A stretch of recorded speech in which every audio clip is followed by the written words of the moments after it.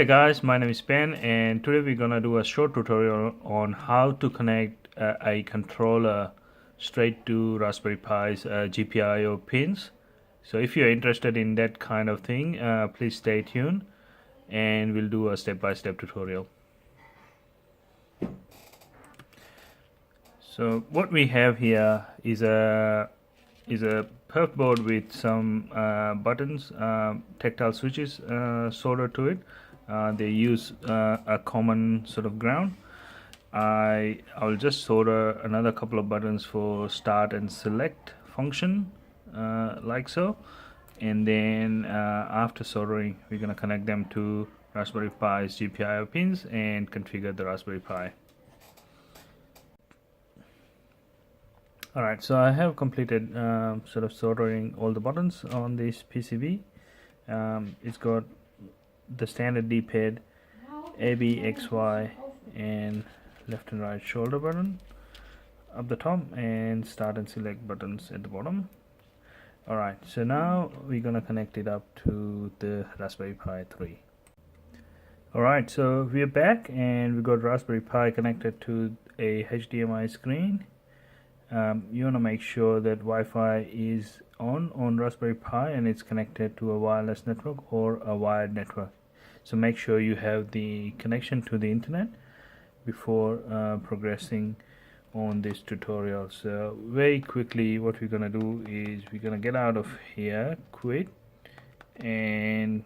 the emulation station, and after doing that we should be in the sort of command prompt type area. I have connected a USB keyboard, so I'm gonna type these commands and you need to type these exact command for this to work. Alright, so let's get started. I'm gonna also put these commands into the description as well, so that you can pause the video and refer to that.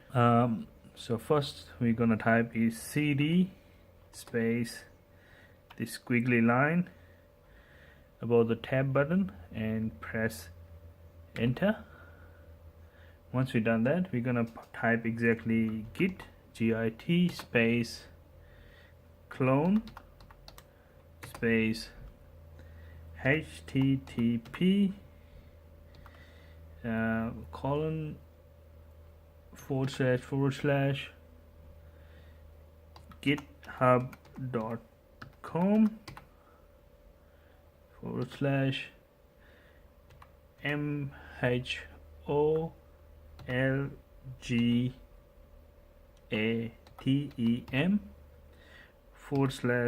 / capital G, capital P, capital I, capital O, next, NEXT. Now make sure you have typed in the capitals correctly, because it wouldn't work if it's a basically case sensitive link, so it won't work without typing it exactly. After typing that .git, I'm gonna hit enter. Bash space GPIO next / install.sh. Now what it's gonna do is just gonna download the files that it needs, and then install the Python scripts and stuff like that, and then it will be completely installed and be ready for us to connect the GPIO pins.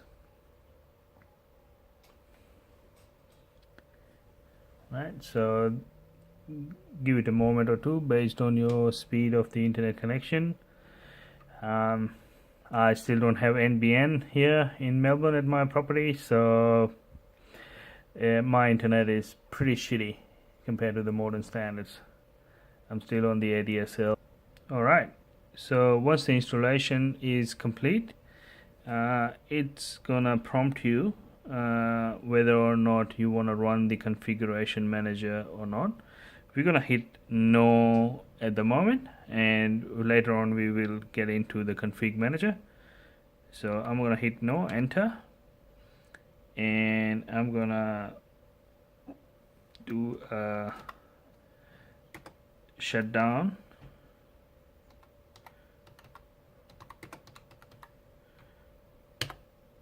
Alright, and I'll be back after connecting the GPIO pins.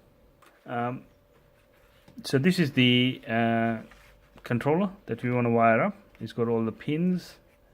This is the printout of a GPIO header on the Raspberry Pi 3, and I have marked up what pins I want to connect to where for, and what sort of button it will function as. So I'm gonna start wiring this up to the GPIO.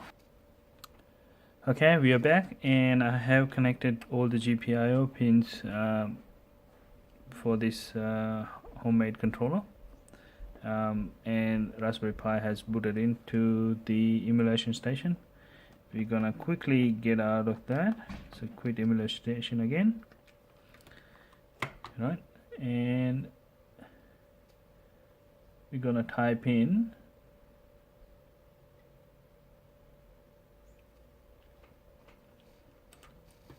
so we are in the command prompt again, and we're gonna type in GPIO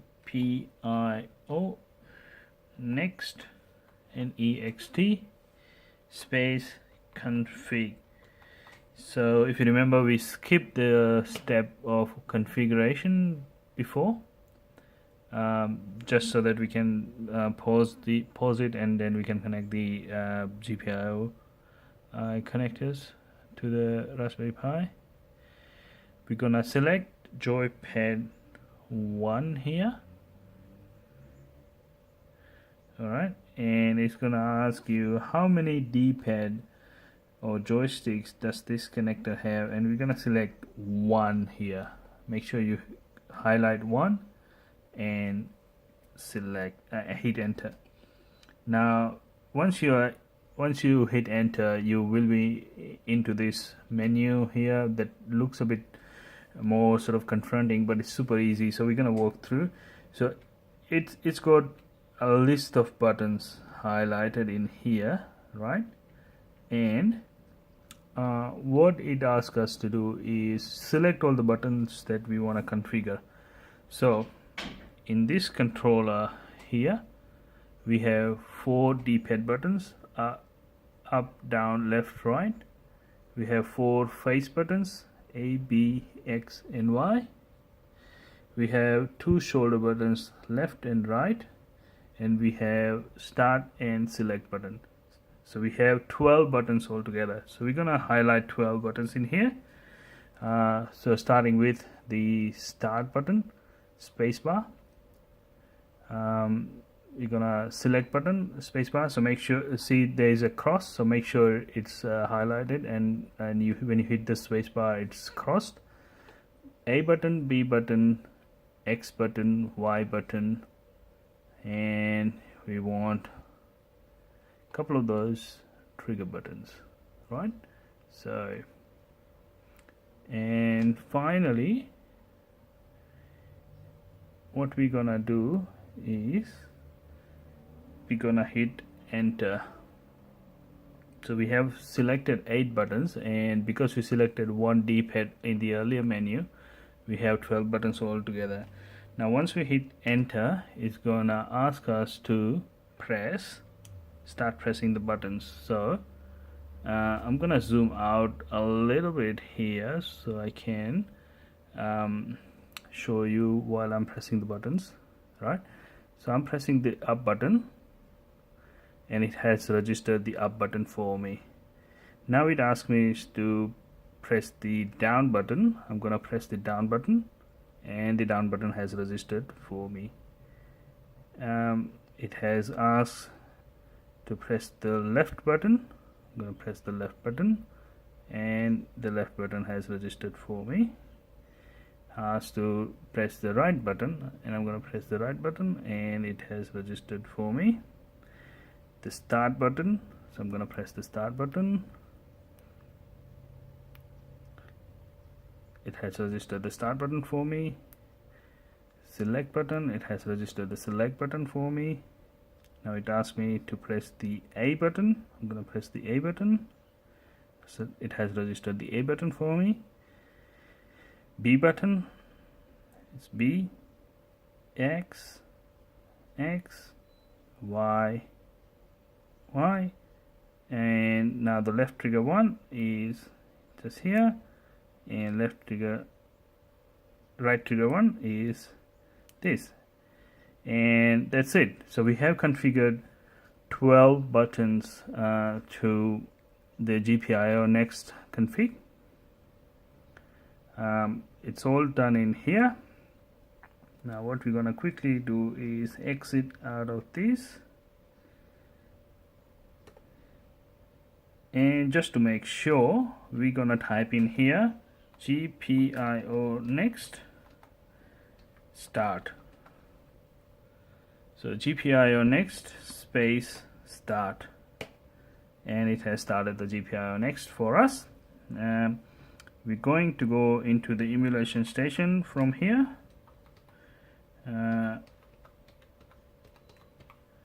and test out the controller. Okay, the controller that we just configured. Alright, so now we are in the emulation station menu, and I'm gonna just focus on the screen a little bit so you can see. Now I am pressing buttons on my left and right, and nothing is happening. So all we need to do here is now just hit the restart,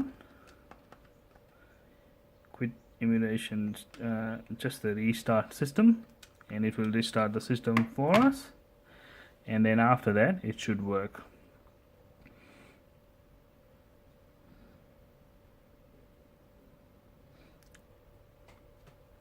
Okay, the system is restarted now, and it has detected the GPIO controller, and I'm gonna set up the controller now. So GPIO is detected as gamepad 2 because I already have a USB gamepad connected to my Raspberry Pi. So just a quick configuration. I press up, down, left. Some reason I'm having some trouble with the left button. Right, start, select A, B, X, Y, left shoulder, right shoulder, and skip the whole lot of buttons out of here.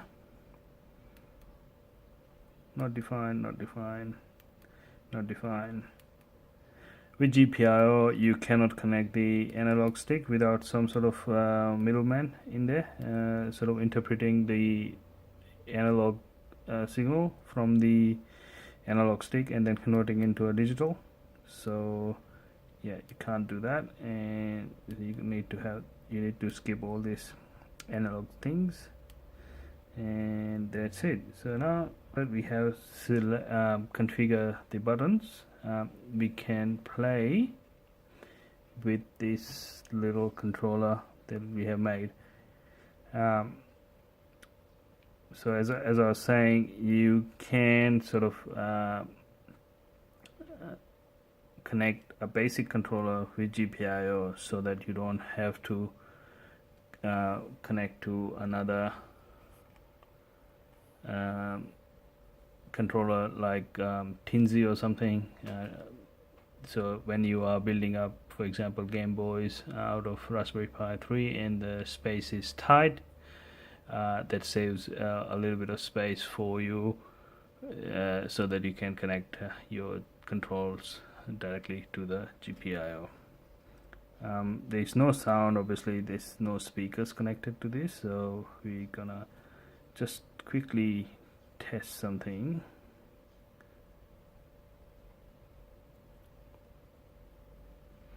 And I'm playing with the GPIO controller. The player one is already connected as the controller one, the USB gamepad that is connected.